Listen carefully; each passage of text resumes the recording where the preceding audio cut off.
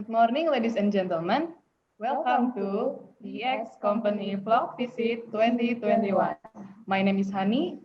And I'm Zefania, and we are the masters of ceremony for today's BX Company Vlog Visit 2021. We would like to extend a very warm welcome to all of audience and PT Baker Hughes Indonesia as an appreciation for taking time of your busy schedule to join us today here. Zefania, first of all, I would like to ask you, what is PX actually?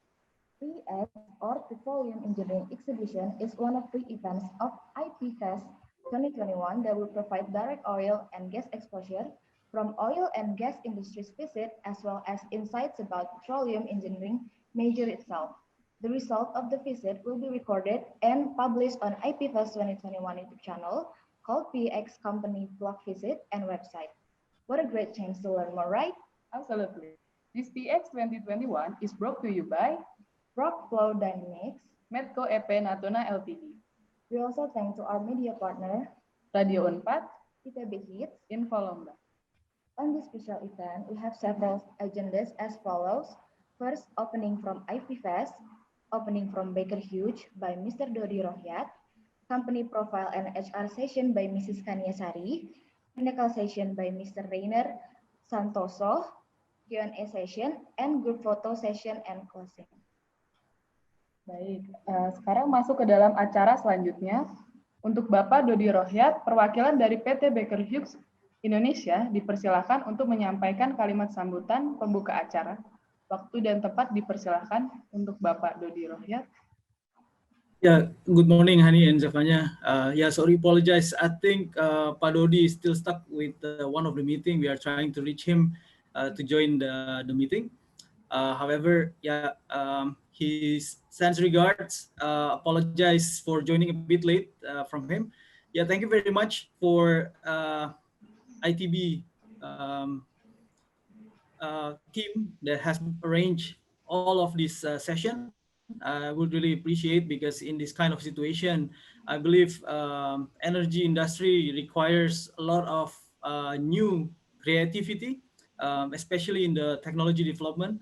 So the creative thinking comes from a new generation like all of you. So we do really hope a lot of idea will come from you to contribute to the energy industry. Yeah, thank you very much. Terima kasih untuk Bapak Rainer Santoso untuk sambutan pembukaan dalam acara Company Visit kali ini ya. Saatnya kita masuki inti acara utama yang ditunggu-tunggu, yaitu memasuki sesi penyampaian company profile dan HR session dari Ibu Kania Sari. Sebelumnya, saya akan bacakan terlebih dahulu profil singkat dari Ibu Kania Sari. Untuk pendidikannya, beliau menyelesaikan sarjana di psikologi di Universitas Indonesia pada tahun 1991 sampai 1996.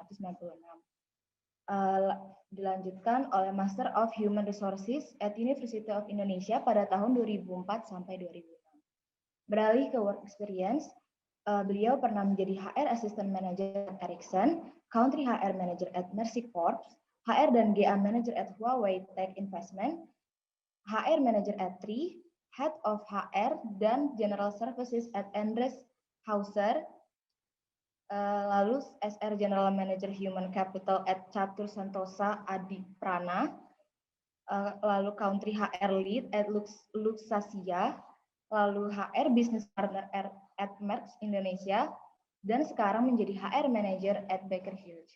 Baik, untuk Ibu Kania Sari, tempat dan waktu kami persilakan kepada Ibu. Ya, terima kasih banyak waktunya dan kesempatannya buat teman-teman dan juga buat Hani dan Zefania. Selamat pagi semuanya teman-teman. Terima kasih atas waktunya. Tadi juga sempat disampaikan oleh Pak Rainer bahwa we're so honored basically that you have such an interest to Baker Hughes gitu ya, karena memang kalau misalnya kita lihat, wah company keren banget Baker Hughes, tapi basically company is nothing without people. Gitu. Jadi if you think we are worth it to be looked at, and we're super honored gitu. Okay, jadi kita ada Baker Hughes. kita bukan sekedar oil and gas company, tapi kita adalah energy technology company. Seperti yang kita paham bahwa natural resources itu kalau nggak di reserve atau nggak di maintain habis, sehingga inilah yang membuat melakukan inovasi sehingga menjadi nggak hanya sekedar energy company, tapi ada kata-kata teknologi di situ.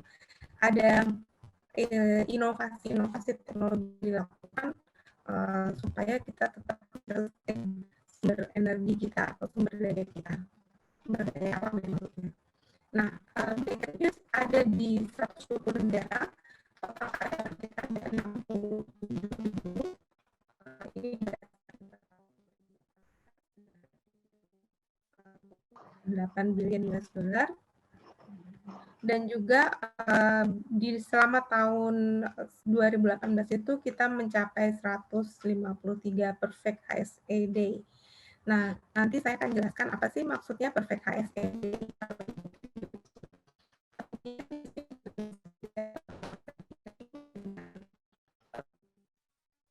Kita sebagai energi teknologi company, kita di Baker Hughes itu ada investasi yang cukup besar dari sisi finansial untuk supaya kita bisa menemukan tools, equipment environmental friendly dan energi friendly supaya kita bisa benar-benar melakukan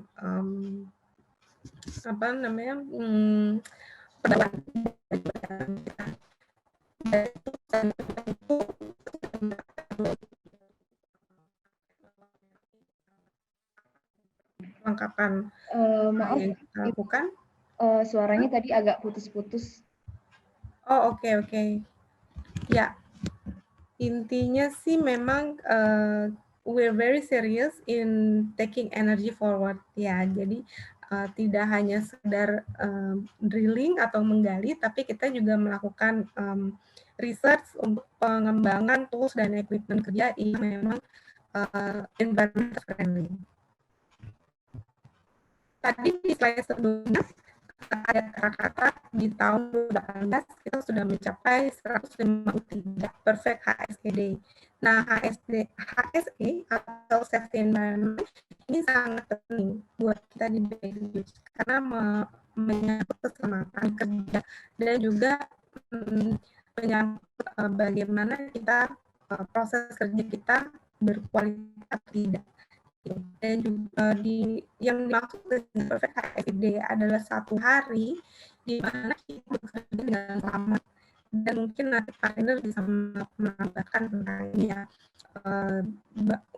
untuk benar-benar bagaimana implementasinya di lapangan. Dan kondisi ini tidak hanya di mandatory untuk teman-teman yang ada di lapangan, tapi juga teman-teman yang bekerja seperti saya.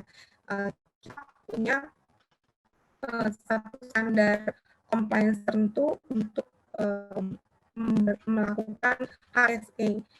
Jadi kalau teman-teman bilang, mungkin mikir, satu hari ada 365 hari ya, yang HSE yang tidak ada cepat atau yang sama itu cuma 165, tidak nambah 150 hari lagi nggak selamat dong gitu ya. Itu nggak literally seperti itu karena standar untuk HSE itu sangat tinggi. Jadi kalau misalnya ada kondisi, ya mungkin saya ulangin sedikit aja bahwa di Baker Hughes proses HSE atau Health Safety Environment itu cukup tinggi standarnya dan mencakup tidak hanya untuk teman-teman yang bekerja di lapangan, tapi juga untuk teman-teman yang kerjanya back office kayak saya. Gitu. Jadi kita punya satu standar tertentu bagaimana supaya kondisi kerja itu tetap aman dan selamat, sementara di saat yang bersamaan kita juga tetap bisa bekerja dengan kualitas yang konsisten gitu. Nah, kalau tadi teman-teman di slide yang sebelumnya mungkin melihat ada kata-kata, ada tulisan 153 perfect HSED. Nah, itu maksudnya apa? Itu maksudnya adalah satu hari di mana satu orang di mana semua karyawan Baker Hughes di seluruh dunia itu bisa bekerja dan pulang bekerja dengan selamat. Nah, berarti nanti mungkin the next question-nya adalah 1 tahun kan ada 365 hari ya. Sementara ini yang perfect HSED kok cuma 153. Berarti yang 150 harinya kemana? Apakah berarti 150 hari itu pada celaka semua gitu ya? Nah, itu enggak juga seperti itu. Memang ada beberapa, tapi kita juga punya standar HSE yang cukup tinggi. Jadi walaupun itu hanya nyaris celaka atau near miss, itu sudah dihitung bukan perfect HSED. Dan kalau tadi teman-teman lihat, kita ada di 120 negara dan ada 67.000 karyawan. Bayangkan betapa ini merupakan suatu achievement untuk mempunyai setengah tahun yang free dari kecelakaan kerja di 120 country tersebut dan oleh 67.000 karyawan. Nah, ini yang kita juga merupakan suatu challenge dan motivation buat kita di Baker Hughes. Bagaimana nanti di tahun 2021 kita bisa meningkatkan hari perfect HSED yang kita capai di seluruh Baker Hughes. Oke, dan ini adalah strategi kita. Mungkin nanti Pak Renat juga akan bisa membahas cukup dalam bahwa kita punya beberapa produk company dan kita sudah menggunakan teknologi untuk mendapatkan competitive advantage dari yang service yang kita bisa tawarkan, dan juga itu lebih akan mengarah kepada energy transition. Di dalam Baker Hughes ada 4 produk company atau 4 business unit. Yang pertama adalah oil field services, kemudian oil field equipment, terus ada digital solution, dan ada turbo machinery process. Kita, saya dan Pak Rainer itu berada di product companies oil field services. Nah, tadi disampaikan bahwa tagline-nya Baker Hughes itu kan taking energy forward. Jadi kita bukan hanya sekedar energy company, tapi energy technology company. Artinya adalah cukup banyak inovasi dan investasi yang dilakukan oleh Baker Hughes supaya kita bisa mendapatkan entah itu teknologi baru atau entah itu tools dan equipment baru. Yang pasti cukup banyak investasi, teman-teman bisa baca semua di sini. Dari research investment-nya ada $700 juta, terus juga kita punya 17 innovation center across the world gitu ya, dan ada 8 manufacturing centers untuk membuat atau memproduksi peralatan-peralatan yang udah kita patenkan tadi itu. Dan sejak tahun 2017 dan 2018 kita udah memproduksi lebih dari 10.000 parts equipment yang bisa digunakan untuk teman-teman lapangan bekerja supaya kita bisa melakukan inovasi gitu. Nah, untuk selanjutnya memang transisi energi itu akan lebih banyak ke solusi karbon ya, dan ini juga yang sudah dilakukan oleh Baker Hughes. Di Indonesia pun juga sudah mulai berlangsung. Untuk informasi lebih lanjutnya juga mungkin nanti Pak Renat bisa bahas sedikit. Yang pasti di secara korporasi 3 hal inilah yang menjadi hal yang sangat penting buat Baker Hughes. People-nya, karena tadi saya bilang bahwa di belakang satu company, dimanapun itu pada dasarnya, tapi di belakang satu company yang membuat satu company itu menjadi bagus banget atau high achievement banget adalah orang-orangnya. Jadi orang-orangnya itu adalah, atau karyawannya itu adalah faktor yang sangat penting banget yang bisa membentuk suatu budaya perusahaan. Nah, selain dari people, faktor yang kedua yang menjadi tanggung jawab secara oleh Baker Hughes secara corporate atau secara keseluruhan adalah planet. Seperti yang kita tahu bahwa di sini kita ada eksploitasi untuk sumber daya alam, bagaimana supaya kita bisa mengurangi carbon footprint-nya kita dan supaya kita tetap bisa sustain sebagai warga bumi gitu ya. Dan kemudian secara prinsipal kita punya standar atau code of conduct dalam hal compliance itu sangat tinggi. Kenapa? Karena menyangkut yaitu tadi menyangkut bagaimana cara kita bekerja, bagaimana kualitas kerja yang kita hasilkan gitu. Nah, di sini adalah value dari Baker Hughes secara grup ya. Ada grow, collaborate, lead, dan care. Nah, grow ini adalah maksudnya kita kan kerja pasti mau belajar lebih banyak hal yang baru ya. Jadi walaupun kita memang basicnya adalah oil and gas, tapi pasti ada satu hal yang baru yang bisa ditimbulkan berdasarkan dari creativity, berdasarkan dari needs gitu. Dan itulah adalah yang dilihat oleh Baker Hughes bahwa challenge itu adalah opportunity untuk grow, untuk berkembang lebih jauh. Dan kita most likely kita nggak akan bisa kerja sendiri kalau untuk kondisi seperti ini kita harus collaborate gitu. Karena dengan kolaborasi kita bisa stand out secara individual walaupun kita berkolaborasi, dan kita bisa menunjukkan apa yang kita miliki dengan leading, kita punya skill, kita punya knowledge, kita bisa sharing, dan juga kita bisa membimbing teman-teman lain supaya juga bisa berkolaborasi dengan baik gitu ya. Jadi jangan ada yang memang tidak berkontribusi dalam kolaborasi tersebut gitu. Tapi kita melakukannya dengan cara yang care kalau di Baker Hughes itu. Jadi kalau misalnya memang kita berada dalam satu tim, ternyata tim itu ada beberapa hal yang tidak bisa melakukan responsibility-nya dengan baik, biasanya yang kita lakukan adalah kita menanyakan perlu dibantu apa sih gitu, supaya kita bisa catch up dengan collaboration tim kita. Nah, satu hal lagi yang menjadi cukup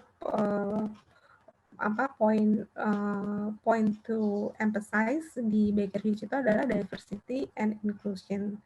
Jadi kalau misalnya nanti teman-teman merasa cukup interested untuk wah ntar abis lulus coba deh mau ke Baker Hughes gitu ya, dari 9 kotak di sebelah kiri ini yakin pasti bukan alasan kenapa teman-teman itu tidak masuk atau masuk bekerja di Baker Hughes.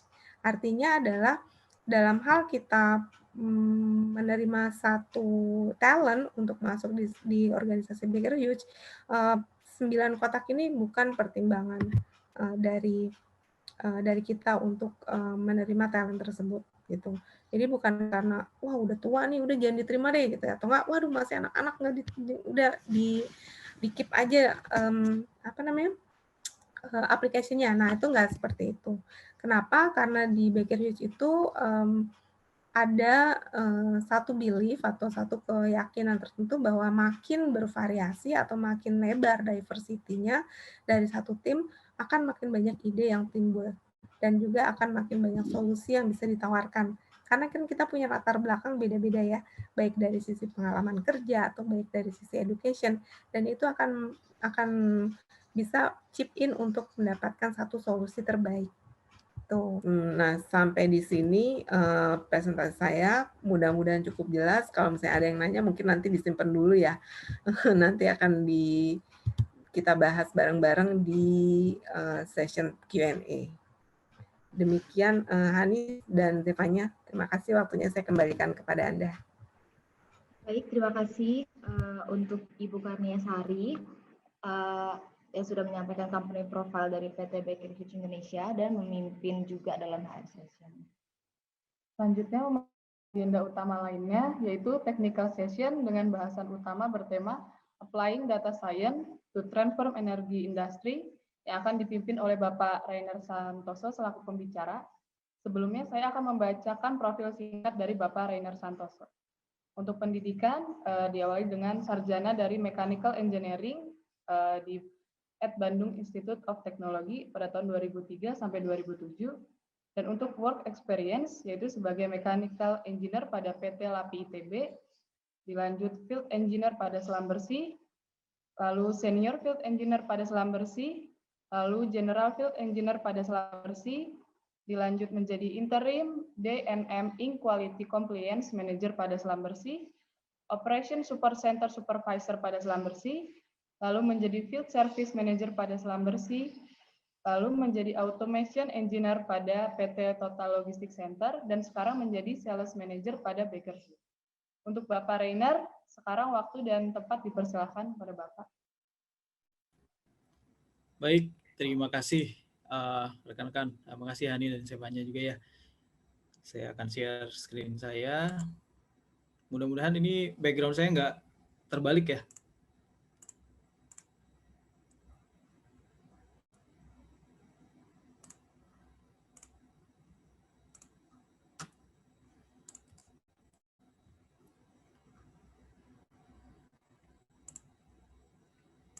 Oke, sudah bisa lihat screen saya? Iya Pak, sudah terlihat. Sudah ya? Oke. Ya, terima kasih Hani, Sevanya, rekan-rekan dari ITB yang udah mengundang kita.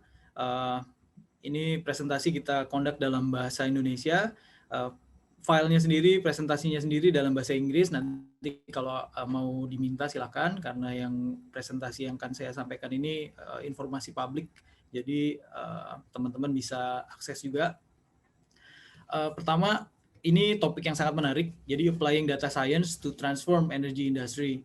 Jadi memang seperti yang saya sampaikan di awal, kreativitas itu sangat penting. Terutama kalau kita lihat sekarang semua industri udah mulai automation ya. Jadi saya sempat keluar dari dunia migas, seperti yang tadi disampaikan di profil saya. Saya sempat keluar dari dunia migas selama 1 tahun. Itu saya bersama satu ownernya PT Total Logistics Center itu, kita mengembangkan satu dunia automation. Dan ternyata memang automation ini kalau di industri lain itu sudah sangat berkembang pesat. Jadi memang terus terang di energi industri ini nggak terlalu banyak automation yang diaplikasikan selama 10 tahun terakhir. Jadi memang banyak sekali ruang untuk teman-teman untuk berkreasi di energy industry, untuk apply automation atau data science ya. Kalau sekarang tuh terkenalnya big data mungkin rekan-rekan dari yang sekarang masih di kuliah rasanya udah sering banget ya dengar kata-kata itu ya, big data dan lain-lain itu ya.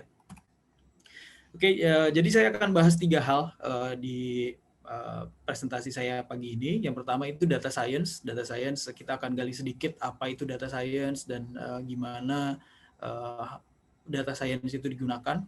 Lalu drilling in general. Ini kebetulan teman-teman semua teknik perminyakan, jadi saya yakin teman-teman tahu lebih banyak daripada saya dulu waktu saya kuliah. Karena saya dulu kuliahnya di mechanical, di teknik mesin, dan saya lebih ke arah ini ya, instrumentasi. Jadi memang waktu saya join ke dunia migas itu, saya terus terang begitu masuk ke rig itu saya nggak tahu apa-apa sebetulnya. Jadi saya cuma tahu basic drilling itu seperti apa. Tapi saya yakin teman-teman di teknik perminyakan kan pasti udah belajar lebih detail lagi ya mengenai pengeboran. Nanti kita akan diskusi lebih detail mengenai itu. Lalu teknologi yang kita miliki di Baker Hughes, remote operations. Oke.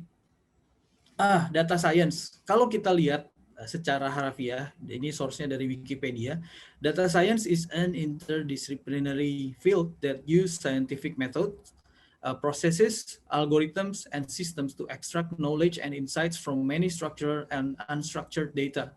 Jadi kalau kita lihat di sini, ini tuh dari segala jenis interdisiplin ya. Jadi bisa dari finance misalnya, bisa dari sales, bisa dari logistik, bisa dari accounting. Jadi ini semua interdisiplin data yang digunakan untuk mendapatkan sebuah pengetahuan. Nah, kalau data science yang kita gunakan di dalam dunia drilling, itu akan lebih berbeda ya. Nanti kita akan bahas di slide selanjutnya. Jadi data science ini terkait dengan data mining, lalu machine learning, dan big data. Nah, machine learning ini sangat penting, karena kalau sekarang memang di dunia yang konvensional, machine learning ini lebih ke arah human ya, jadi human resource yang kita yang sebagai engineer atau sebagai manager, kita akan menggunakan semua data ini untuk mengambil keputusan. Jadi misalnya, oke, saya selama 30 hari, saya tahu saya udah makan apa aja. Rasanya di bulan depan saya mau makan ini, karena saya udah kebanyakan makan yang kolesterol tinggi. Misalnya seperti itu contoh machine learning secara manusia. Jadi yang kita bayangkan sekarang kalau kita semuanya menggunakan manusia, berarti ada berbagai macam machine learning, tanda kutip machine learning di dalam satu kegiatan. Oke. Ini sedikit visualisasi aja. Jadi big data itu kan saya yakin teman-teman semua sudah sangat paham apa itu big data, dan ini hanya istilah aja sebetulnya ya. Jadi ada misalnya volume, value, terus veracity atau sorting, visualization, variety, velocity, virality. Jadi ini contoh-contoh komponen apa aja yang bisa kita gunakan untuk mengambil suatu keputusan. Nah, apa kaitannya data-data yang tadi data science, big data itu dengan kegiatan pengeboran? Nah, sekarang saya pengen lebih interaktif. Saya pengen teman-teman kan pasti udah tahu lah kegiatan DIRIC itu apa aja sih. Coba ya, sekarang saya pengen tanya nih ke salah satu peserta. Sebentar, saya lihat. Hari ini kan bulan ini bulan Januari ya. Coba.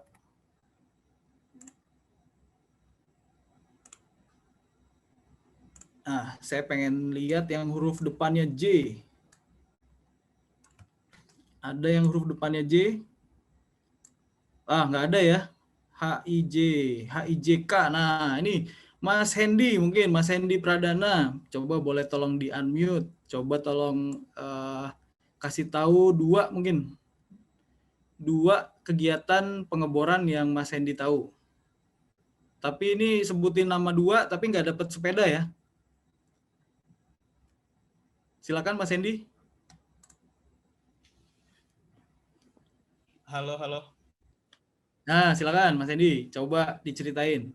Menurut Mas Hendy, kegiatan di dalam aktivitas pengeboran apa aja sih? Pengeboran ada perforating. Oke, perforating. Cementing. Cementing, oke, very good. Nah, sekarang ada Mas Hendy. Mbak Kezia, boleh unmute? Coba tolong sebutin selain perforating dan perforation dan cementing, ada apa lagi dalam dunia pengeboran? Ada running sama casing. Oke, casing ya, casing boleh. Oke, satu lagi apa tadi, maaf? Oh, ada running casing sama directional drilling. Oke, running casing sama directional drilling. Oke, jadi udah ada itu ya, bener banget ya. Wah, ini nggak salah nih berarti nih. Pada ujiannya A semua mungkin ini. Jadi dalam dunia drilling itu memang ada banyak faktor. Di sini saya juga nggak tulisin semua. Drill bits, drilling atau directional drilling, drilling fluids, wireline logging, casing, cementing, completion, atau di situ juga includes perforation, dan wireline juga ada perforation. Ini berbagai activity yang ada di dunia drilling ya, dalam pengeboran. Khususnya ini kita sebutnya di rig ya. Jadi dalam semua tahapan ini, bayangkan teman-teman ada banyak sekali data yang bisa kita gunakan untuk mengambil keputusan. Yang pasti keputusan ini akan kita gunakan untuk mencari reservoir yang paling optimum ya, mencari reservoir paling optimum, mencari trajektori yang paling optimum. Nah, di hari ini kita akan membahas lebih banyak ke drilling atau directional drilling. Jadi kalau teman-teman pikirkan sekarang ya, dari semua kegiatan ini ada berapa orang sih yang terlibat dalam semua kegiatan ini? Coba saya pengen tanya lagi ya. Sekarang kita hitung mundur dari bawah. Mas Muhammad Zaki, boleh unmute? Halo, iya. Ya, silakan. Coba mungkin dijelaskan ada berapa banyak orang yang terlibat dalam macam-macam kegiatan ini di sebelah kiri.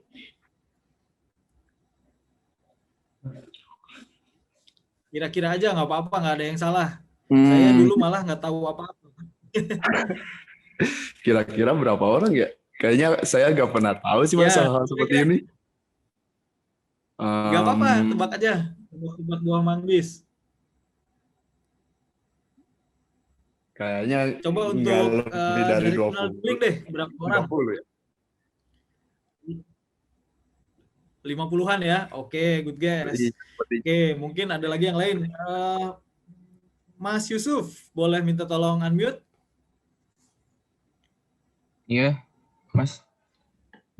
Ya, silakan. Mungkin bisa tebakan lain. Untuk salah satu aja, misalnya directional drilling, perlu berapa orang sih? Perlu berapa orang nih jumlahnya gitu ya, Mas? Jumlah dari jumlah satu kali kita ngebor satu sumur. Nggak tahu sih, Mas, terkait nggak apa-apa. Tapi untuk directional drilling mungkin butuh orang mekanik, butuh orang perminyakan juga, butuh orang banyak yang saya tahu orang mekanikal juga diperlukan di situ kan. Jadi mungkin berapa ya? Kalau untuk spesifik directional drilling yang ada di lokasi, misal yang ada di rig, kira-kira berapa? Ya ada di lokasi rig berapa ya?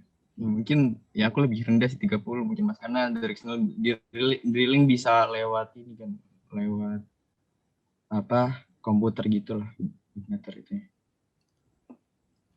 Oke, terima kasih jawabannya teman-teman ya. Very good. Jadi sangat bagus rekan-rekannya. Jadi biasanya kalau untuk directional drilling kita biasanya ngirim 2 orang directional driller dan 2 orang MWD atau LWD engineer. Jadi hanya 4 orang biasanya.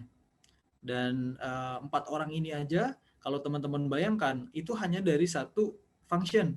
Belum lagi kita di rig itu punya rig crew, kita punya personel wireline, kita punya orang personel untuk running casing, cementing, untuk completion, drilling fluid, mud logging. Jadi memang banyak sekali ya dalam satu rig ya. Mungkin bisa sampai 100-an, 150, kadang-kadang begitu ya. Jadi di sini teman-teman bayangkan berapa banyak orang yang terlibat dalam satu sumur, pada pengeboran satu sumur. Itu baru kita bicara pengeboran yang ada di lokasi, belum support system yang ada di kantor ya, karena di kantor kita juga kan pasti perlu tim engineering, kita perlu tim drilling engineer, jadi banyak sekali orang yang terlibat. Nah, hari ini kita akan lebih spesifik bahas untuk directional drilling personel yang ada di rig. Jadi di rig itu ada 4 orang, 2 directional driller dan 2 MWD atau LWD engineer. Jadi bayangkan teman-teman, dari ratusan orang yang keluar masuk ke lokasi, itu teman-teman bayangkan sekarang berapa sih carbon dioxide emissions. Jadi kalau kita lihat di sini ya, kita Baker Hughes melakukan sedikit analisis. Jadi kalau kita lihat dengan mengurangi 2 orang di rig, itu kita bisa mengurangi 3 ton carbon dioxide per year. Jadi artinya dengan kita ngirim personel ke rig aja itu berarti ada misalnya ada traki atau naik mobil pertama, naik pesawat. Nah itu kurang lebih tuh 3 ton carbon dioxide untuk 2 orang. Jadi kalau kita lihat di sini ada statistik untuk helikopter, kalau 250 km trip itu sekitar 90 kg CO2 per passenger ya. Jadi kalau isinya helikopter itu mungkin ada yang 8, ada yang bisa 15. Nah, itu banyak sekali ya. Jadi CO2 yang dirilis ke bumi ya. Lalu misalnya untuk 1000 km trip dengan pesawat itu 300 kg CO2 per passenger. Lalu dengan mobil per 100 km itu kita 13 kilogram carbon dioxide. Jadi energy consumption 1 kilowatt per hour itu memproduksi 4 ton carbon dioxide. Nah ini jadi demi mengurangi emisi carbon dioxide, kita di Baker Hughes melakukan berbagai macam research untuk sebisa mungkin kita beralih ke automation. Jadi kalau di industri-industri yang lain memang ada banyak sekali, kalau teman-teman lihat aplikasi dari automation yang sangat membantu proses dari bisnis itu sendiri, di mana orangnya sebetulnya bukan dikurangi, tapi dipindahkan ke kota. Jadi secara di field memang orangnya berkurang, tapi orang yang tadinya dari field ini kita pindahkan ke kota. Jadi kita mengurangi jumlah personel di rig. Ini saya sedikit gambarkan. Jadi awalnya itu kalau tradisional manning atau personel placement-nya, ini ada 2 directional drillers dan 2 MWD atau LWD engineers.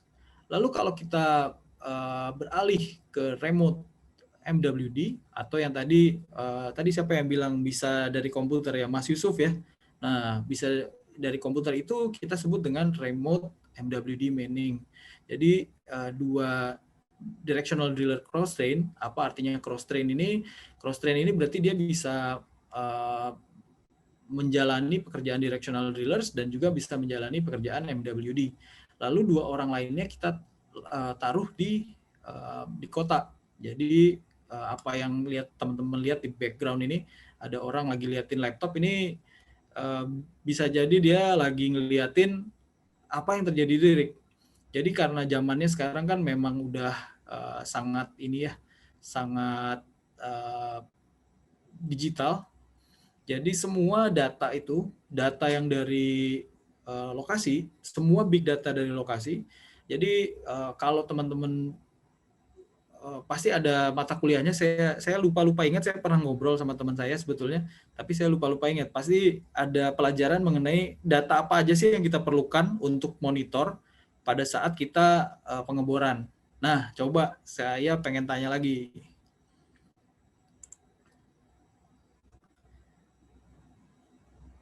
Mas Yusuf udah, kita mulai dari atas ya sekarang ya, dari atas. Mbak Hani, Mbak Stefanya jangan, sudah ini ya, udah banyak jadi MC ya, nanti.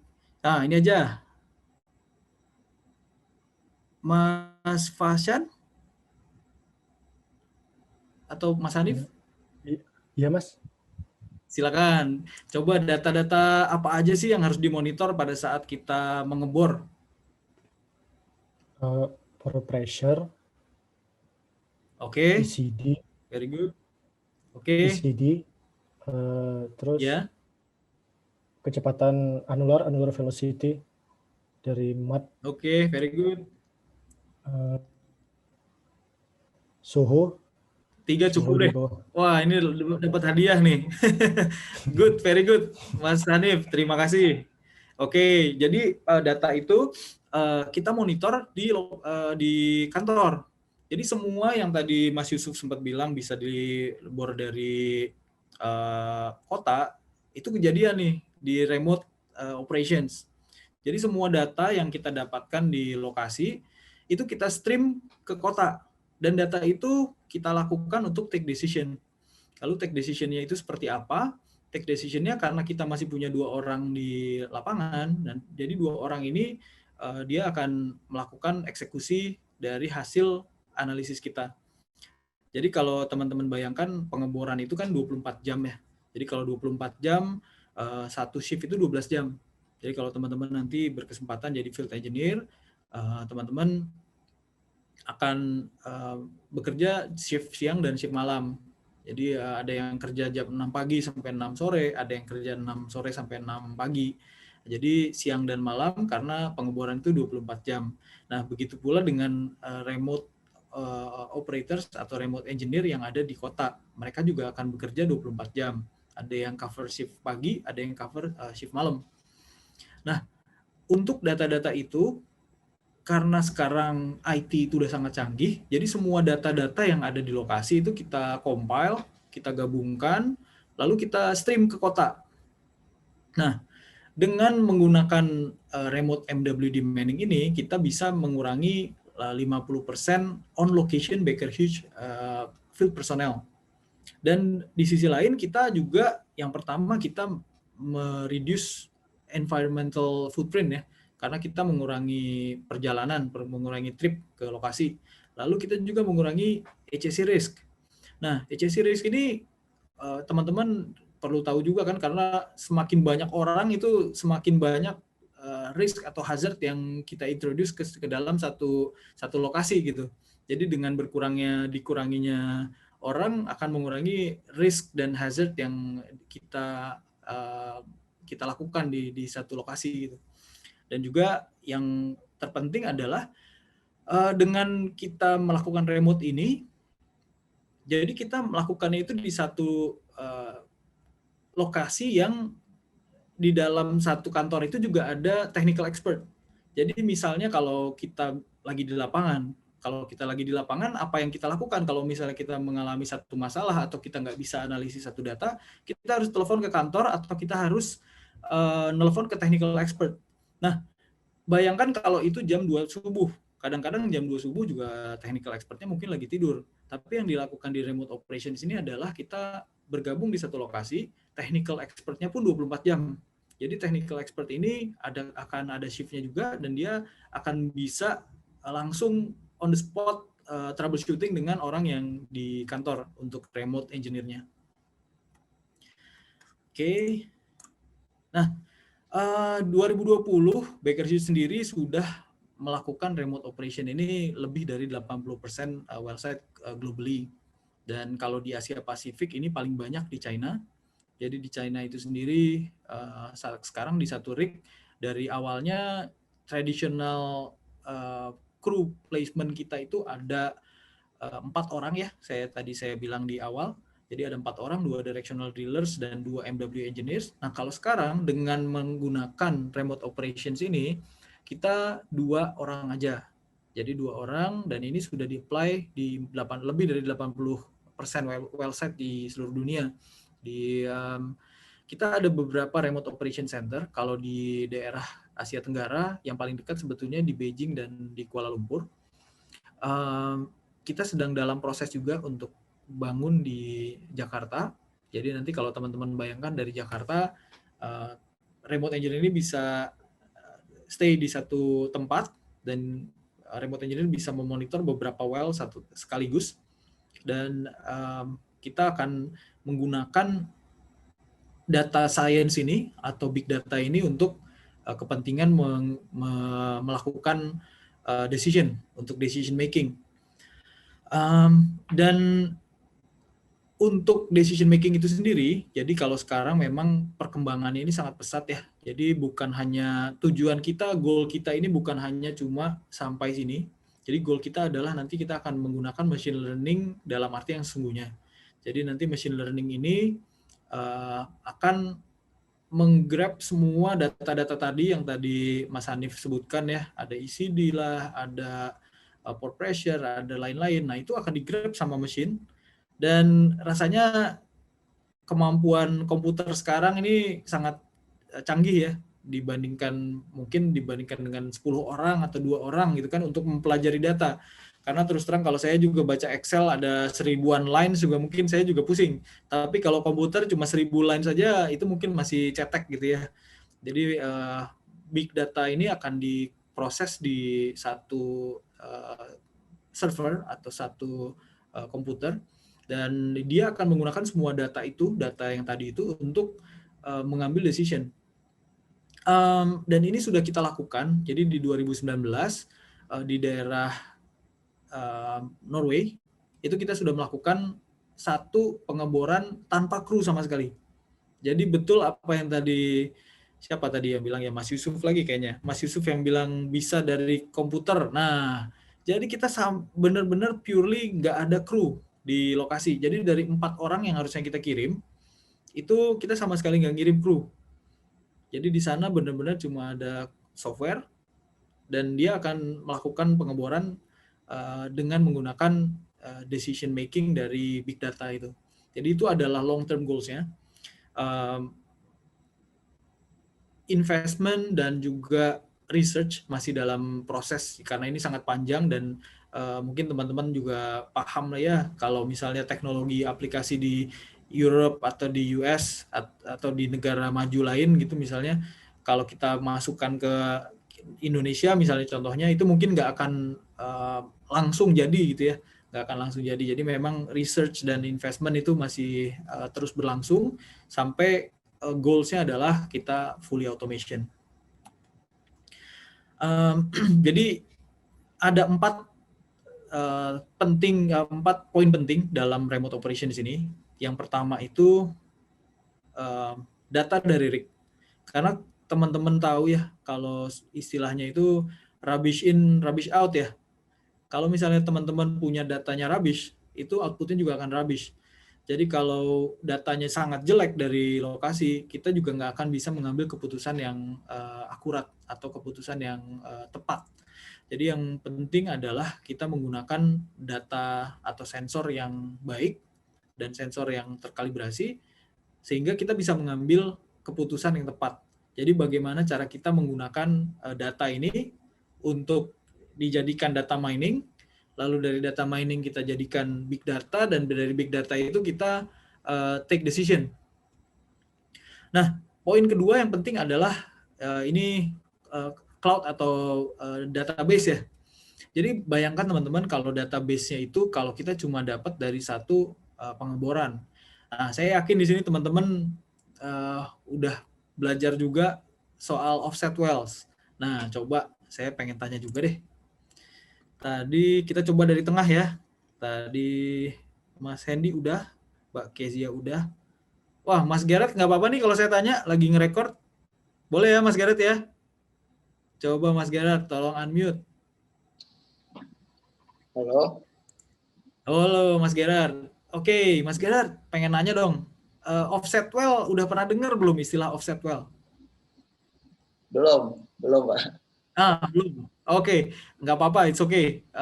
Kalau gitu saya aja yang gantian jelasin ya Mas Gerard ya. Jadi offset well itu adalah sumur-sumur yang berada di sekitar sumur yang kita lagi bor.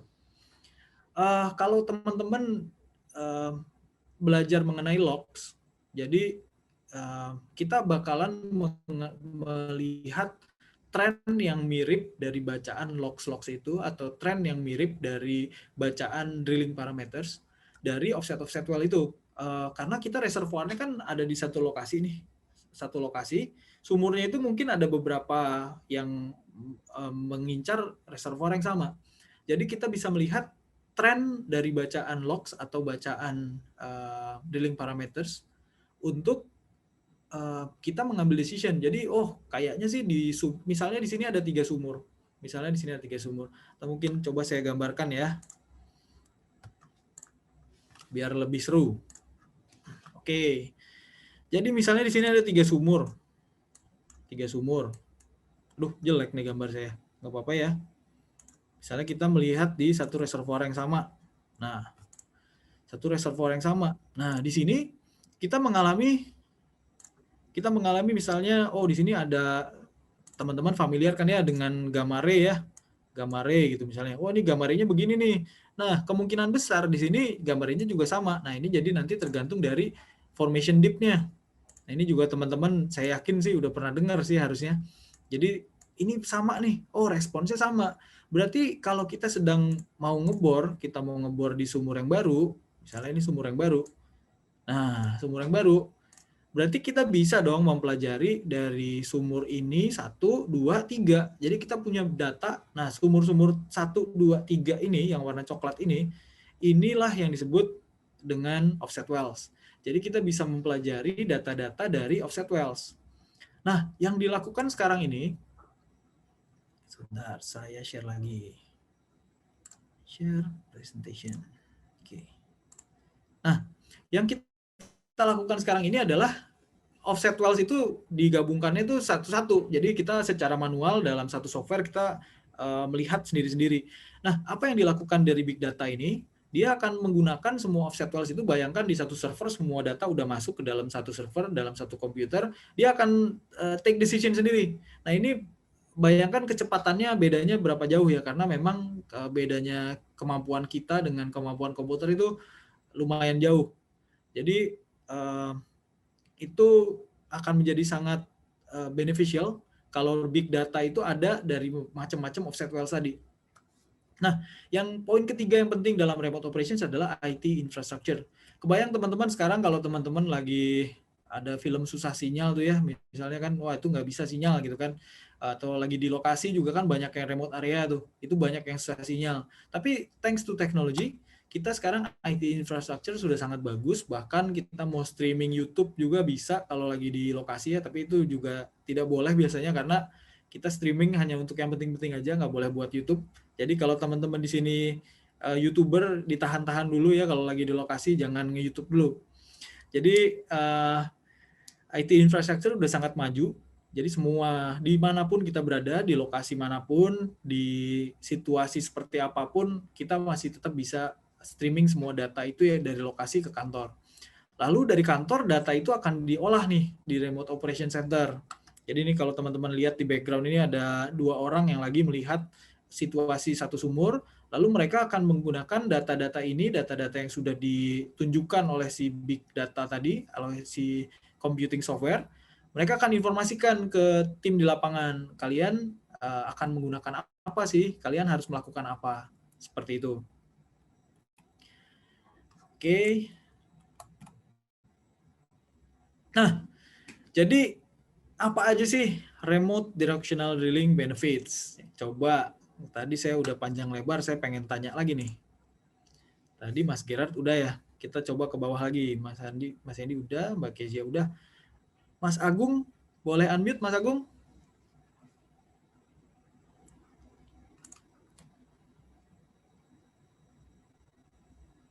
Halo, Mas Agung.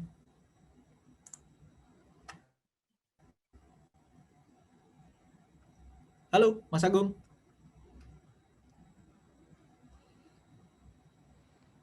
Halo. Cek, Oh, halo, masuk nggak? Fans Arsenal kayaknya. Oh, oke. Ya, Mas Agung, terima kasih. Masuk. Kirain habis begadang nonton Arsenal. Oh, enggak, Mas. Oke. Ya, Mas Agung. Nah, coba menurut Mas Agung apa aja sih tadi? Kan saya udah jelasin nih tentang remote directional drilling. Benefitnya apa aja sih menurut Mas Agung? Sebutin satu aja deh, nggak usah banyak-banyak. Ini benefitnya tuh directional drillingnya atau remote-nya? Dua-duanya. Jadi remote directional drilling. Kalau oke, perkenalkan dulu ya. Perkenalkan, manggilnya friend atau Mas atau Bang nih? Wah, bebas. Friend boleh, Bang boleh, Mas boleh. Iya, friend aja ya. Ya udah, Bang Ella. Boleh. Jadi gini Bang, kalau misalnya emang directional drilling itu salah satu benefitnya karena kan directional ya, jadi dia diarahkan. Jadi salah satu benefitnya dia bisa menjangkau reservoir yang emang agak susah dijangkau mungkin ya kalau misalnya bahasa gampangnya ya. Karena kan dia dibelokkan kan untuk capai target yang diinginkan. Itu mungkin kalau misalnya kita bicara benefit dari directional. Tapi kalau misalnya remote kita kan bicaranya berarti ini ya, bicara tantangan geografi ya. Kalau misalnya remote. Jadi kalau benefitnya kalau udah remote directional drilling benefit itu namanya juga remote. Jadi ada tantangan geografis sendiri, akhirnya itu yang menyebabkan salah satu benefitnya itu efisiensi gitu Mas. Mas Bang. Jadi kan itu misal kayak di hutan belantara atau di pegunungan susah dijangkau gitu. Ketika jadi misal kayak tadi shifting pekerja atau itu lebih gampang gitu. Jadi kayak less man gitulah, less man crew gitu. Terus juga dari sisi HSE-nya juga pengurangan emisi juga gitu Bang. Kan tadi kan juga udah dibilang bahwa kalau nggak salah 1 tahunnya itu berapa ton ya, 4 ton atau 4 kilogram itu, saya lupa ininya kesatuannya, itu per tahunnya. Jadi itu sih Bang yang emang jadi benefitnya, gitu paling. Terima kasih banyak Mas Agung. Wah ini sangat komprehensif sekali. Terima kasih. Coba kita tanya satu lagi. Mas Fajril, boleh tolong unmute? Ya Mas. Ya, silakan. Mungkin selain yang tadi udah disampaikan, ada lagi nggak mungkin? Oke. Kalau dari tadi yang udah disebutin, karena berkurangnya main crew, HSE unggul, sama carbon footprint dari transportasi crew juga unggul. Sama satu lagi tadi, dengan IT infrastructure dan cloud storage yang tersedia dari big data itu, kita bisa integrasiin banyak sumur lebih cepat daripada input satu-satu dengan cara tradisional. Kalau yang tadi disebutin, saya tangkapnya itu, Mas. Very good, very good. Nah, ini bagus banget ini. Thank you ya. Jadi, terima kasih banyak Mas Agung dan Mas Fajril ya. Very good explanation. Jadi, ini sudah disampaikan tadi sama Mas Fajril dan Mas Agung. Jadi, yang pertama, kita akan menggunakan data-data itu sebagai decision making system untuk menggunakan untuk menghasilkan konsisten dan repeatable performance.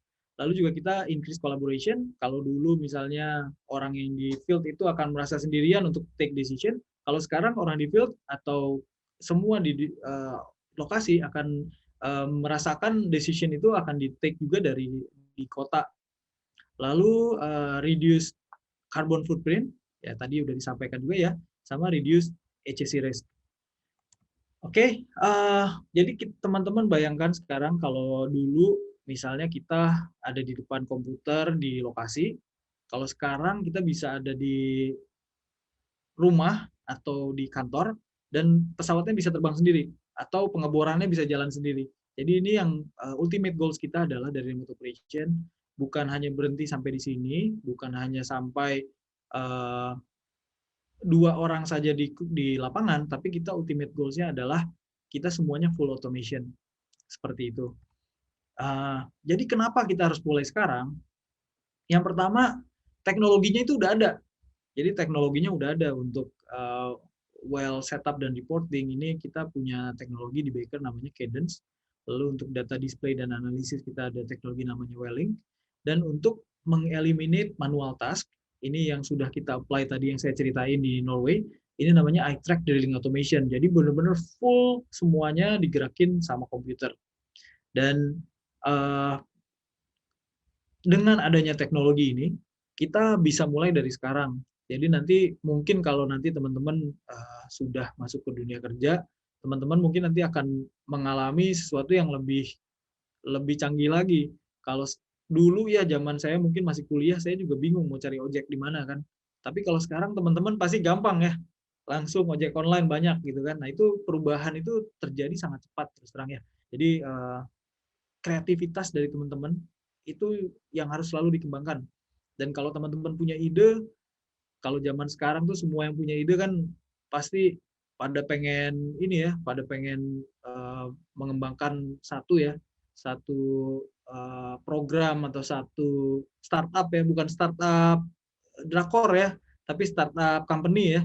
Jadi kadang-kadang kreativitas dari teman-teman yang saya nggak tahu, saya bisa bilangnya generasi milenial nggak ya, atau ya mungkin iya kali ya. Jadi teman-teman generasi milenial tuh biasanya kalau yang saya perhatikan punya kreativitas yang jauh lebih tinggi daripada generasi-generasi sebelumnya. Jadi kreativitas inilah yang mesti teman-teman selalu kembangkan karena teknologinya sudah ada dan tinggal bagaimana nanti kita sebagai generasi muda dan juga terutama ya oil and gas regulator dan juga operators yang menggunakan teknologi ini untuk kemajuan bersama ya, untuk menghasilkan ultimate goals-nya sih ya pasti ujung-ujungnya mendapatkan hidrokarbon sebanyak mungkin ya dan seefektif mungkin. Nah, bayangkan teman-teman, luas Indonesia ini kan sangat luas ya, dari Sabang sampai Merauke. Baker Hughes sendiri kita punya operation itu banyak sekali ya di Indonesia, ada beberapa lokasi, mulai dari offshore Aceh sampai ke offshore Papua sini di Tangguh. Ada juga land operations di Sumatera, land operations di Jawa, land operations di Kalimantan. Ini bayangkan teman-teman kalau kita bisa mengontrol pengeboran itu dari Jakarta atau mungkin dari Bandung. Dan itu yang kejadian sekarang ya. Kalau teman-teman ingat masa pandemi sekarang ini kan memang ada pertanyaan ya, nanti mungkin bisa kita bahas juga, karena memang zaman pandemi ini agak sulit memang untuk personal movement. Jadi makanya technology enablers itu sangat penting yang remote operations ini, karena dengan mengurangi jumlah orang kita akan mengurangi juga resiko HSE itu sendiri. Baik, kelihatannya dari saya cukup sekian. Saya kembalikan ke Hani dan Sevanya ya. Terima kasih untuk Bapak Rainer telah berbagi kepada kami dalam technical session-nya ya. Ya, terima kasih untuk semua pembicara, Ibu Kania Sari serta Bapak Rainer atas penyampaian materinya. Sekarang kita akan memasuki question and answer session yang didahului oleh 5 pertanyaan yang sebelumnya sudah kita ajukan dan akan dilanjutkan dengan pertanyaan dari peserta dengan cara mengklik raise hand button terlebih dahulu, baru dipilih, dan bisa open mic serta open cam untuk menyampaikan pertanyaannya.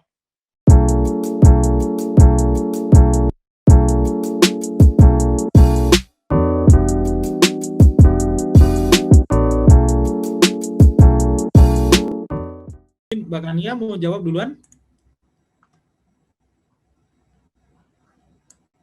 Oke, mungkin saya bantu jawab ya. Jadi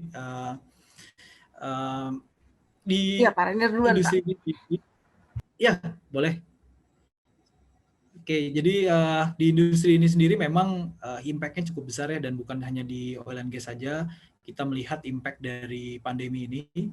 Jadi yang pertama yang mesti kita perhatikan adalah people itu sendiri, karena memang itu yang sangat penting.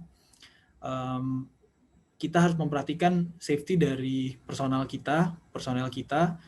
Yang pertama untuk limitasi working from office. Jadi selama pandemi ini dari bulan Maret, hampir semua personel Baker Hughes di yang office personel kita working from home.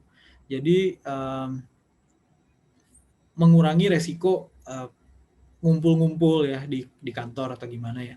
Dan untuk field personnel yang kita lakukan adalah kita punya standar sendiri untuk melakukan PCR test. Jadi sebelumnya mungkin masih diperbolehkan rapid test, tapi kita sudah PCR test dari Maret-April ya. Jadi memang itu sangat penting. Yang pertama kita melihat dari sisi HSE yang selalu paling utama. Lalu yang kedua, strategi kita memang adalah lebih ke arah penerapan teknologi-teknologi ya. Jadi memang seperti yang remote operations ini adalah salah satu strategi kita untuk mengatasi atau trying to survive this condition.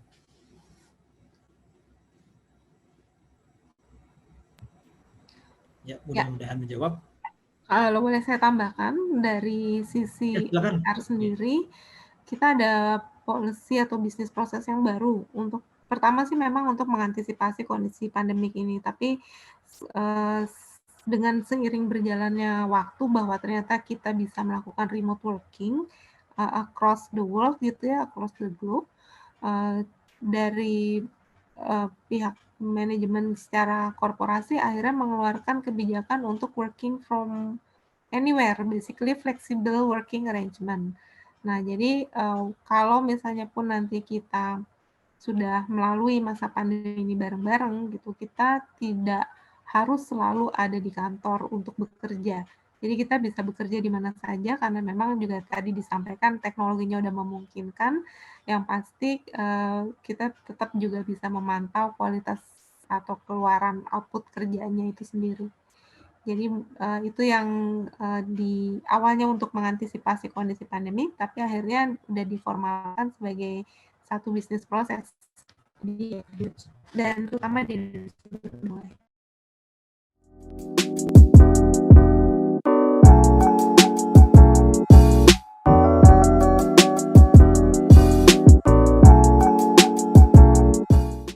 Kalau ini kayaknya spesifik Bapak nih. Oke. Silakan Pak. Ya. Baik, bukannya thank you. Jadi untuk penerapan teknologi dan potensi energi yang ada di Indonesia, terus terang memang ada banyak teknologi yang baru yang bisa kita kembangkan dan bisa kita aplikasikan di dunia migas Indonesia. Jadi sampai saat ini memang ada banyak yang sudah kita introduce ke berbagai operator di Indonesia. Jadi memang secara penerimaan masih sangat terbuka ya. Jadi kalau kita melihat memang penerapan teknologinya itu sendiri welcome. Jadi welcome, hanya mungkin lebih banyak ke kuantitinya aja. Jadi kalau kita menerapkan teknologi itu lebih banyak lagi, saya pikir ini akan lebih membantu lagi untuk meningkatkan efisiensi dan effectivity dari segi cost dan juga dari segi waktu ya untuk operatornya sendiri.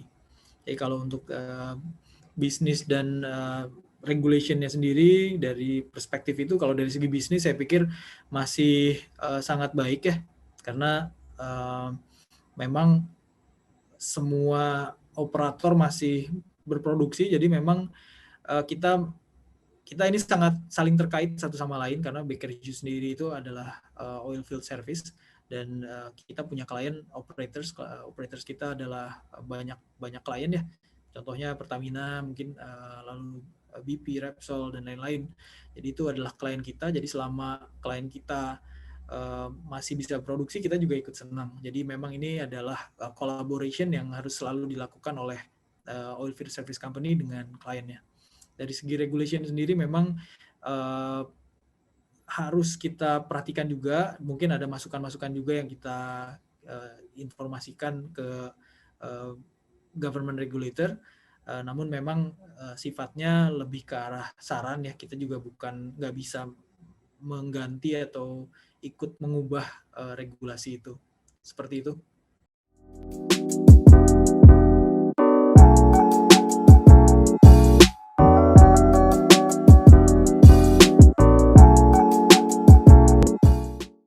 Terkait teknologi lagi.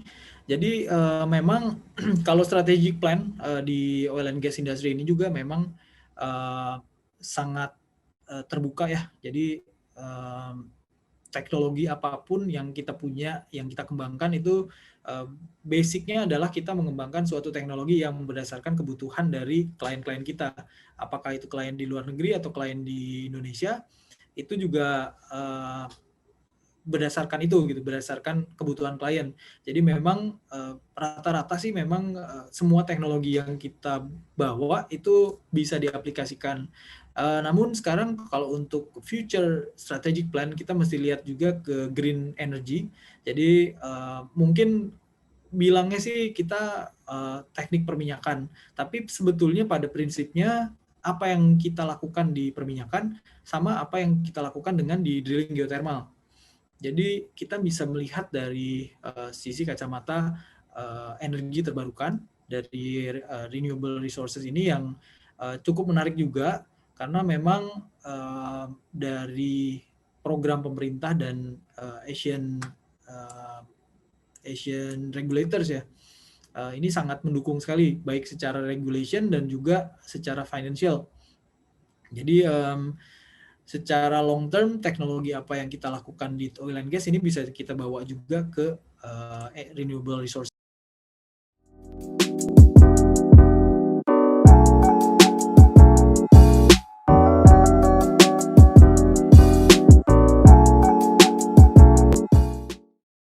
Jadi untuk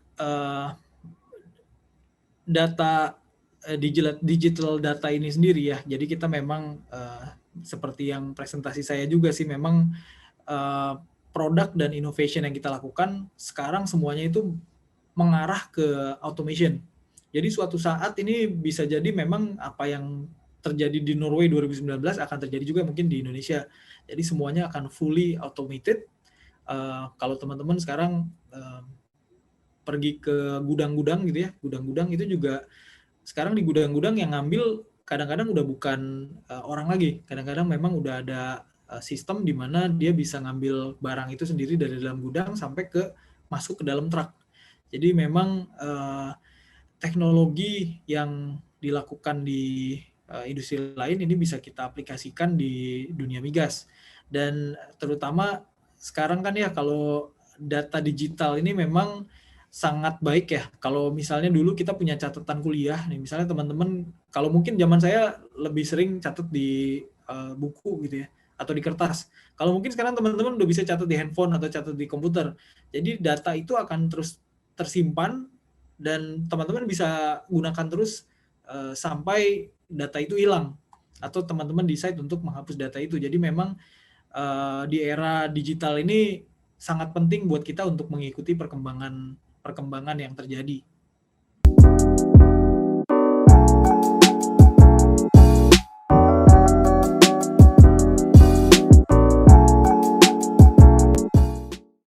Oke, mungkin Tadi ini juga sempat bukannya ada, iya. Ya, tadi sempat ada juga di slide saya ya bahwa people adalah salah satu dari corporate responsibility-nya Baker, dan cara kita untuk mengakuisisi atau mendapatkan talent itu benar-benar based on kualifikasi yang dimiliki oleh talent tersebut gitu loh. Jadi jangan khawatir bahwa wah nih cuman yang di Jakarta doang nih, atau mungkin yang cuman pernah sekolah di luar negeri doang nih, bisa, itu nggak akan ada di kampusnya seperti itu, karena benar-benar akan merefer kepada kualifikasi dari individu yang bersangkutan yang interest untuk join dengan Baker. Cuman memang ada satu inisiatif yang pada saat ini sedang kita mulai kampanyekan, itu adalah seperti kita tahu nih, dunia perminyakan itu kan stereotipnya adalah dunia cowok ya. Dan pada saat ini pun juga masih mayoritas cowok-cowok yang ada di company, baik itu di Indonesia maupun di global gitu. Dan ini yang sedang kita usahakan untuk balancing. Jadi untuk teman-teman perempuan yang mau yang interest untuk mengeksplor Baker, tahun ini adalah tahun di mana kita akan memberikan lebih banyak pertimbangan pada kandidat perempuan, engineer perempuan ya. Dan tapi bukan juga berarti bahwa mentang-mentang cewek akhirnya bisa join, itu enggak juga ya. Ada juga beberapa selection exam yang akan dilakukan, tapi yang pasti kita akan membuka kesempatan kuota lebih banyak untuk para engineer perempuan di tahun ini ya. Kurang lebih sih seperti itu. Terus ada lagi nggak yang belum kejawab tadi? Ada 2 poin nih kayaknya ya. Ya, terus satu lagi adalah tentang development plan. Tadi di slide saya juga ada bahwa development plan untuk para fresh engineer itu kita udah siapkan dari dia sebelum lulus di internship sampai magang, dan sampai juga ada early career programnya. Dan itu adalah untuk itu cukup menunjukkan bahwa kita emang serius gitu loh untuk mendevelop para talent, karena terus terang memang sekarang kan zaman talent war juga ya. Jadi teman-teman para graduates ini basically sih udah milih. Dulu pas zaman saya mungkin kita yang nyari-nyari nih mana yang company yang mau terima gitu, tapi sekarang nggak seperti itu ya. Banyak juga para graduates yang udah kalau misalnya pun nggak kerja di satu company, bisa bikin job sendiri atau kerja sendiri gitu. Jadi itu yang membuat talent war itu sekarang cukup krusial dari sisi company sebagai organisasi, dan Baker udah mulai menjawab dengan benar-benar mendevelop atau meng-create program pengembangan kompetensi deh untuk para karyawan atau calon karyawan gitu ya. Kan enak juga kalau misalnya kita bisa belajar banyak di satu organisasi atau satu company, dan kita stay di situ sampai lama. Itu yang skillnya udah setinggi apa nanti kalau misalnya pun pindah atau mungkin rotate ke country yang lain. Mudah-mudahan sih kayak gitu. Oke, mudah-mudahan menjawab. Terima kasih Mbak Kania Sari. Selanjutnya dipersilahkan bagi partisipan yang ingin bertanya bisa dengan mengklik tombol raise hand sekarang dan dapat berbicara. Dipersilahkan.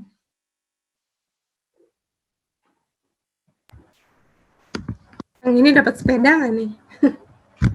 Tadi nanya mulu nggak ada sepedanya.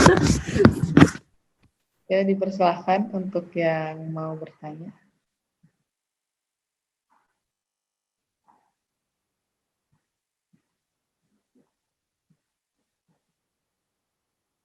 Ya, untuk silahkan Fajril, Afkar, Ali Muhtar, langsung open mic dan open cam saja. Oke. Selamat pagi semuanya, perkenalkan Fajril dari TM ITB tahun ketiga. Sebelumnya terima kasih Mas Rainer sama Mbak Kania atas ini ya pemaparannya. Benar-benar ngasih insight apalagi tentang Baker sama yang tadi teknologi apa namanya directional drilling yang apa namanya remote. Nah, itu keren banget sih. Nah, jadi saya mau nanya buat Mbak Kania sama Mas Rainer juga sih. Jadi pertama buat Mas Rainer, kan tadi karena pandemi ini ada kayak program juga untuk kerja dari mana aja kan Mas ya, dari Bakery sendiri. Nah, kalau misal seperti itu, apakah di Bakery itu udah diimplementasiin cloud computing gitu? Jadi misalnya si employee-nya ini nggak harus punya super komputer lah di rumahnya gitu untuk bisa ngerjain misalnya programnya atau gimana. Itu pertanyaan yang pertama buat Mas Rainer. Terus buat Mbak Kania, pertanyaan saya yang internship-nya di Bakery Indonesia itu kan waktunya kalau saya lihat agak lama ya 6 bulan gitu. Nah, kalau misalnya KP yang biasa dilakukan itu kalau nggak salah sekitar 3 bulan gitu. Itu KP tapi KP yang biasa di TM. Apakah untuk bisa dapat untuk bisa melaksanakan internship dengan baik harus cuti atau misal bisa dilaksanakan tanpa cuti gitu untuk Mbak Kania? Oke. Mungkin pertanyaan saya itu. Terima kasih. Oke, saya izin jawab dulu pertanyaan pertama ya. Jadi untuk cloud computing memang kita ada beberapa software yang sudah cloud computing. Jadi database itu sendiri kita ada servernya sendiri. Jadi memang sudah mungkin rata-rata mirip ya dengan perusahaan-perusahaan lain, server company server, lalu ada cloud computing. Cuman memang ada beberapa software yang kalau nanti teman-teman masuk ke industri migas itu nanti akan ada software yang license. Mungkin bukan cuma di industri migas juga sih, industri lain juga mirip ya. Jadi license software ini memang hanya bisa digunakan di laptop atau komputer tertentu. Jadi yang pasti rekan-rekan field dari Baker Hughes udah punya software itu di laptopnya dan bisa bekerja dimanapun di rumah. Dan data-datanya bisa diambil dari cloud tadi. Data-data yang dari offset wells tadi bisa diambil dari cloud, lalu dimasukin di laptop. Demikian. Silakan Mbak Kania mungkin pertanyaan kedua. Ya, untuk periode internship. Karena pertimbangan awalnya itu adalah teman-teman mahasiswa ini bisa benar-benar datang ke lapangan gitu dan melakukan pekerjaan seperti yang dikerjakan oleh teman-teman senior field engineer-nya lain gitu ya. Kalau misalnya cuma 3 bulan itu khawatirnya itu belum banyak karena kan sebelum turun juga kan harus ada pembekalan kan, pembekalannya juga makan waktu. Pertimbangan awalnya sih seperti itu, cuman ini terus terang memang program baru akan benar-benar di roll out across APEC itu baru di tahun ini. Jadi kita juga masih membuka feedback dari teman-teman sendiri, kira-kira ini masih visible atau enggak. Kalau misalnya pun perlu ada adjustment, ya mungkin dari kurikulumnya nanti kita akan adjust gitu. Tapi kenapa awalnya masuk ke 6 bulan adalah pertimbangannya kayak gitu. Takutnya kalau 3 bulan baru selesai pembekalan udah mesti balik ke kampus gitu kan, dan takutnya lagi kalau ternyata memang si mahasiswa ini masih banyak SKS-nya itu, jadi jangan sampai nanti gara-gara magang di kita akhirnya jadi terbengkalai, padahal kan harusnya kita biar cepat lulus habis itu cepat join gitu kan. Itu, tapi paling enggak ini masih fluid dalam arti masih bisa open for feedback itu. Mudah-mudahan menjawab. Terima kasih Mas Rainer sama Mbak Kania, jawabannya ini menjawab banget. Tadi ada sistemnya cloud computing juga, sama buat internship-nya ini nanti bakal di-adjust ya. Terima kasih Mas dan Mbak.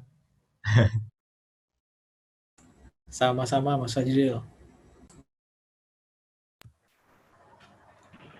Ya, selanjutnya apakah ada yang mau bertanya lagi?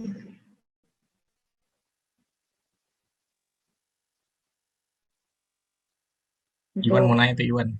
Iwan, silahkan mau bertanya. Halo, dengar ya suara?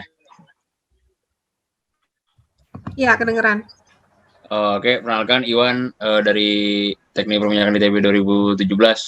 Udah tingkat 4 lah di sini. Mau nanya sih ke Bang Rainer. Kan nih ya, dari yang aku pelajari dari di websitenya Baker Hughes itu, kalau salah satu feature-nya di Baker Hughes juga masalah geothermal, CCS, dan banyak hal lah. Nah, sebenarnya saat pertanyaan pertama ini, Baker Hughes ini berarti core-nya itu service company di energi subsurface gitu ya, Mas? Ya, baik. Jadi di slide-nya Mbak Kania tadi mungkin ada penjelasan juga, kita Baker ini ada beberapa product company. Jadi kita memang bukan hanya di subsurface, tapi kita juga ada di bukan hanya di hulu ya, tapi ada juga di hilir dan di tengah-tengah. Jadi contohnya misalnya kita ada OFE atau product company yang produksinya itu wellhead misalnya contoh. Jadi kan itu hitungannya udah bukan di subsurface lagi, tapi udah di surface. Lalu kita juga ada digital solutions. Nah, digital solutions ini lebih ke arah hilirnya. Jadi di hilir itu kita punya digitalization juga. Jadi contohnya misalnya di kilang minyak yang di Cirebon itu ada beberapa sensor yang kita taruh di situ untuk mengetahui misalnya pressure, lalu ketinggian tangki dan lain-lain. Itu juga kita dari Baker Hughes ada feature seperti itu dari salah satu produk company kita. Memang sangat luas ya. Jadi dari 4 produk company ini, kalau nanti Mas Iwan lihat di website, bisa dilihat satu-satu produk company-nya itu isinya tuh apa aja sih. Nah itu sangat membantu nanti kalau misalnya udah masuk ke dunia kerja, kita udah tahu duluan sih ini apa sih sebenarnya yang terjadi di hulunya apa aja, di hilirnya apa aja, di subsurface-nya pasti udah tahu ya, jadi subsurface-nya apa, tapi dari surface ke atas ini juga sangat menarik untuk dilihat. Izin tanya lagi, Bang. Ya, ini sih Bang, kan ada juga tuh salah satu feature juga masalah CCS kan. Sebenarnya ini kepantik ini sih Bang, gara-gara isu kontemporer sih sebenarnya. Kan ini ya, ada mobilnya Tesla gitu kan, mobil Tesla dijual di Indonesia, terus di situ banyak, kalau ngeliat di ini ya media sosial itu kan ini banyak yang reply itu masalah ya percuma percuma lu beli mobil listrik tapi ternyata listriknya juga banyak dari PLTU gitu, ujung-ujungnya juga nggak clean energy juga gitu kan. Nah, itu yang pertama. Terus dilihat juga ada kalau saya habis baterai ternyata pakai Gen Z gitu. Ujung-ujungnya juga minyak-minyak juga gitu. Nah, ketika banyak cari sumber literatur, emang fokusnya itu solusi emang dua di antara solusinya itu adalah satu penggunaan EBT, terus yang kedua adalah penggunaan CCS gitu untuk mengurangi karbon. Meskipun ketika kita penggunaan CCS kan untuk menangkap emisi, kita tahu bahwa sumber daya fosil itu juga di-plat gitu kan. Nah, kan salah satu yang ditawarkan Baker Hughes itu kan CCS nih. Nah, sebenarnya sejauh mana sih CCS yang yang sudah dikembangkan oleh Baker Hughes itu, dan apakah itu akan difokuskan dalam dekat-dekat ini, waktu-waktu dekat ini, atau itu masih apa ya, belum dikembangkan secara masif gitu, Bang? Karena kita lihat fakta bahwa teknologi CCS kan itu cukup mahal ya, relatif lebih mahal ya dalam penggunaannya, sehingga penggunaannya itu belum semasif teknologi yang lainnya gitu untuk mengurangi emisi. Nah, kalau dari Baker Hughes gimana untuk masalah CCS ini, Bang? Terima kasih, Bang. Oke, terima kasih. Ini very good question ini ya. Jadi pikirannya sudah mengglobal nih kelihatannya, Mas Iwan. Mantap sekali nih. Jadi gini, Mas Iwan. Untuk geothermal atau energi terbarukan sendiri dan carbon capture storage itu memang jadi salah dua dari fokus Baker di sejak berganti reorganization ya, udah sekitar tahun lalu ya. Jadi ini memang jadi fokus kita banget. Dan ini memang teknologi yang diaplikasikan di geothermal dan di CCS itu sama. Jadi pengeborannya itu akan sama. Sebetulnya pengeborannya, teori pengeborannya, bentuk sumurnya, itu kurang lebih sama. Jadi penggunaannya aja yang beda. Nah, untuk geothermal sendiri memang di Indonesia sudah sangat berkembang pesat ya. Karena memang ada dorongan dari pemerintah dan juga secara finansial banyak yang disupport dari ADB, Asian Development Bank, atau itu dari World Bank juga Indian ya. Jadi memang sudah sangat disupport baik dari pemerintah dan juga regional untuk ke arah geothermal ini. Dan kalau kita bicara geothermal kan itu suatu yang sangat green ya. Jadi memang dia itu yang penting rocknya ini panas. Kalau dia uapnya habis, kita bisa injek. Jadi ada sumur injeksi juga yang kita bisa injek air. Airnya itu ntar akan direbus sama si rocknya ini sendiri, rock yang panas. Hot rock ini akan menghasilkan uap lagi. Jadi memang ini yang EBT tadi itu ya Mas Iwan ya. Jadi memang sangat baik untuk kita terapkan dan sudah sangat banyak di Indonesia. Jadi untuk lokasi-lokasi yang banyak gunung api ya, dan di Indonesia ini kan banyak sekali gunung api. Jadi memang sangat baik. Nah, kalau kita pindah topik ke carbon storage, itu carbon storage di Indonesia memang sejak 2-3 tahun lalu atau bahkan 5 tahun lalu itu sudah kedengeran gaungnya. Tapi sayangnya memang belum ada implementasi, sedikit sekali ya. Mungkin nggak, ya saya bilang 1 atau 2 aja, nggak banyak. Daerah dekat-dekat kita yang sudah banyak carbon storage itu adalah di Australia. Jadi kalau dari Baker Hughes sendiri kita sangat support untuk green technology. Jadi untuk carbon storage itu juga sebetulnya pada prinsipnya sumur yang sama gitu. Cara pengeborannya yang sama. Hanya nanti penggunaannya yang beda. Dan memang agak disayangkan sih memang di Indonesia agak kurang booming ya. Mungkin belum terlalu banyak yang melakukan. Namun secara finansial dan secara regulation itu sudah disupport juga. Jadi untuk carbon storage dari Asian Development Bank atau World Bank itu juga ada channel untuk financial support ke arah carbon storage. Ya, mudah-mudahan menjawab. Baik Bang, jawab Bang. Terima kasih banyak Bang. Terima kasih. Baik, karena waktunya sudah habis, kita lanjut ke sesi berikutnya, yaitu adalah sesi foto. Jadi untuk peserta, silahkan open cam terlebih dahulu.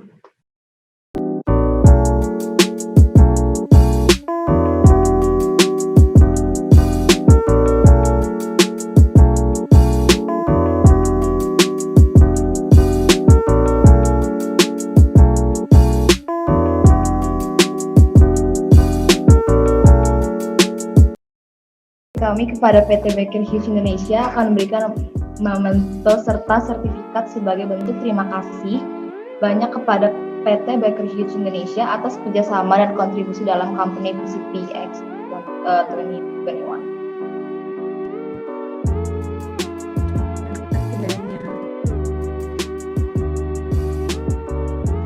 Terima kasih semuanya. Ya, terima kasih juga kepada Mas Reiner dan Bukania Sari. Terima kasih juga kepada partisipan yang sudah turut aktif dalam acara ini. Kami berharap acara ini akan membantu kita untuk menambah ilmu pengetahuan, ide, serta wawasan. Kita beri apresiasi untuk kita semua dulu. Baik, kami tutup acara pada hari ini. Terima kasih dan sampai bertemu tahun depan. Have a great day.